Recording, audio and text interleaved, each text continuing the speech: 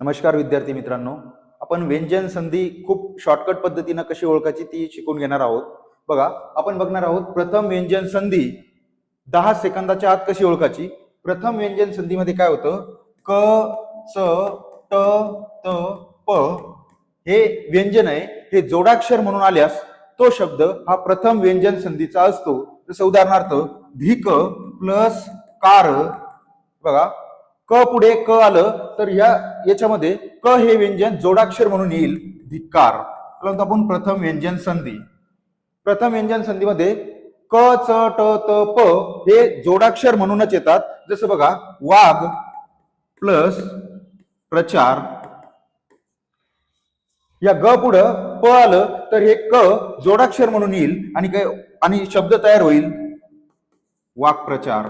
परंतु प्रथम व्यंजन संधी.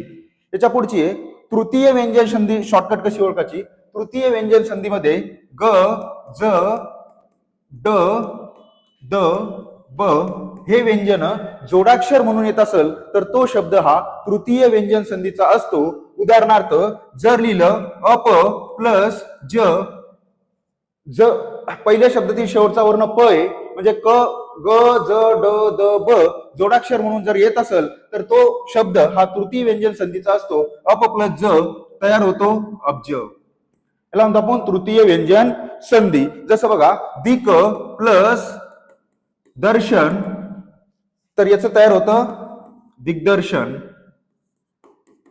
हे बघा, ब जोडाक्षर म्हणून आलं, ग जोडाक्षर म्हणून आलं. जर ग ज ड द ब जोडाक्षर म्हणून येत असेल त्याला म्हणतो आपण तृतीय व्यंजन संधी. आणि अनुनासिक व्यंजन संधी आपण बघू. अनुनासिक व्यंजन संधीमध्ये अनुनासिक हे जोडाक्षर म्हणून येतात. अनुनासिकामध्ये असतं ग्य त्र न न म.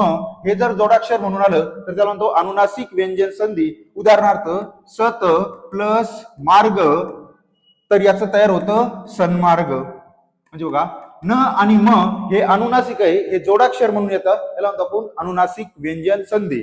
जर क च ट त प जोडाक्षर म्हणून आलं तर प्रथम व्यंजन संधी. जर ग ज ड द ब जोडाक्षर म्हणून आलं तर तृतीय व्यंजन संधी. जर य त्र न न म अनुनासिक जोडाक्षर म्हणून आले तर त्याला म्हणतो अनुनासिक व्यंजन संधी.